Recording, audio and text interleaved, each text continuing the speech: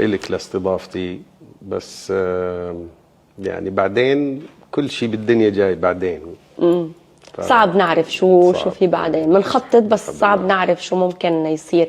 لما هيك شوف فيديوهات لحضرتك على السوشيال ميديا، حدا منزل لك دايما هيك يعني يلتصق باسمك الفنان الحر.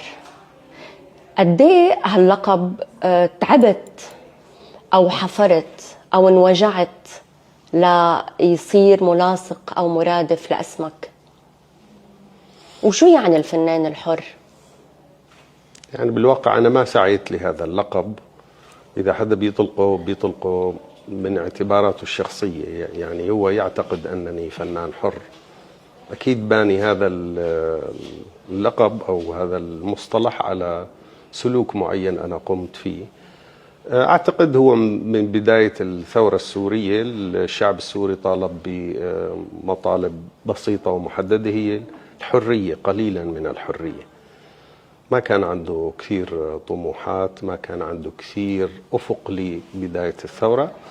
طلب الحرية، وفي ناس أعلنوا تأييدهم لهذه الثورة اللي هي ثورة حرية، مش ثورة جياع ولا ثورة لها أبعاد مختلفة. كانت بالبداية قليلا من الحرية. لذلك أعتقد لما شافوا أنه التصريحات والسلوك وتبني مبدأ الثورة، أعتقد أطلقوا لقب الفنان الحر. لأنه حضرتك من البداية تبنيت ونحن بنعرف أنه درعا هي مهد الثورة. حضرتك من حوران، من طفس. نعم، من طفس. طفس هي قرية هيك، خبرني عنها قبل ما نفوت بالثورة يعني أدائك السياسي ورحلتك وصولا لليوم. طفس هي مدينة الآن هي تعتبر مدينة عدد سكانها حوالي 60,000 نسمة. هي بمنطقة حوض اليرموك، منطقة خصبة جدا، قريبة جدا على وادي اليرموك أو ما يسمى بوادي خالد. هذا الوادي اللي فيه تم فيه موقعة اليرموك اللي بين طبعاً الصليبيين وخالد بن الوليد. المنطقة خضراء، كلمة هيك سموها وادي خالد. نعم نسبة لها. المنطقة قريبة على وادي اليرموك، فيها يعني منطقة خصبة جدا، فيها مياه متوفرة، وأهلها بيشتغلوا بالزراعة ومكافحين. وأهلها من الناس يلي بيعتمدوا على العلم والقراءة والدراسة والعمل بالأرض. في جزء من أهل حوران اعتمدوا بمصدر رزقهم على الغربة والتغرب. في ناس طبعا الآن اختلفت آفاق الحياة وآفاق مصادر الرزق، بتعرفي الاغتراب والوظائف يعني بس منطقتنا هيك. قلت لي أهلها بيعتمدوا على العلم وعلى الزراعة يعني بشكل عام وأساسي. حضرتك من بيت كم ولد وبنت؟ أنتوا 9 أو 8؟ قولي يخزي العين. اسم الله، كل أعوذ برب الفلق. نحن 11، 5 صبايا 11. لا بدها يخزي العين. وهو بيت علم. كلكم تعلمتوا يعني؟ عندك والدي أول شيء جامعي، بيت علم، لأب حقوقي درس الحقوق، فبوقت كان قليل حدا ياخد شهادة جامعية وشهادة في الحقوق. فهيدا الوالد علم هال11 ولد، كل واحد باختصاص معين ولكن كلهم دراسات جامعية. صحيح. مازن ليه راح على التمثيل؟ لأني بحب التمثيل، ولأني بحس إنه الله سبحانه وتعالى أعطاني موهبة التمثيل. بأي عمر اكتشفتها؟ مبكرا. قد ايه كان عمرك؟ يعني كل طفل بيولد وبتخلق الجفت معه، الموهبة. فهي الموهبة بتحاول تبحث عن مخرج لها تعبر عن نفسها. مثل ما اللي صوته حلو بيبدأ بيدندن هيك، والناس تستحلي صوته وبيقولوا له أنت خرج تصير مطرب، بحب حاله، بصير يطور، بصير يسمع. مثل اللي عنده قريحة الشعر بصير يقرأ شعر ويكون مترادفات ومفردات إلى أن يطلع معه الشعر على السليقة. أيضا الممثل أعتقد هي مش مهنة العاجز أو مهنة اللي ما عنده مهنة، مثل ما صار عندنا بهالأيام.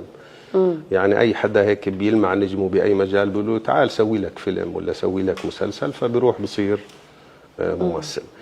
إذا أنا يعني اكتشفت هي الموهبة من سن مبكر. بشكل هيك فطري وسليق على السليقة. لما كنت أقلد الناس، أحاول أضحك الناس، أحاول يعني كان يطلع. كان عندك موهبة التقليد؟ نعم. بعدها موجودة؟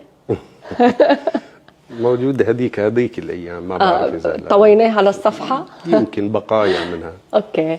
مين كنت تشوف هيك تطلع تحضر أنت وصغير تقول واو شو حلو، سواء بالعالم العربي أو بالعالم الغربي، سواء ممثلين سوريين أو عرب أو أجانب؟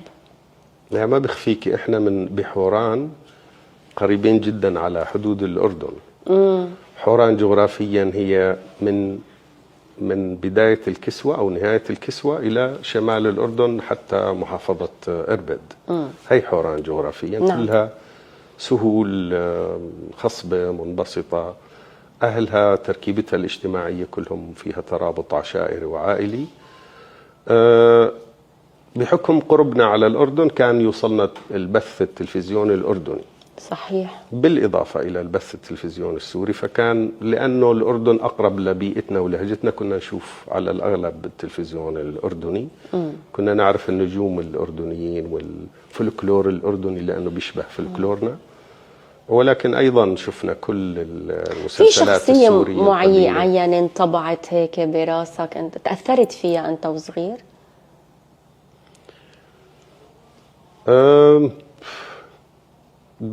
بعمرنا احنا كنا نسمع برنامج اسمه مضافة الحج مازن القبج.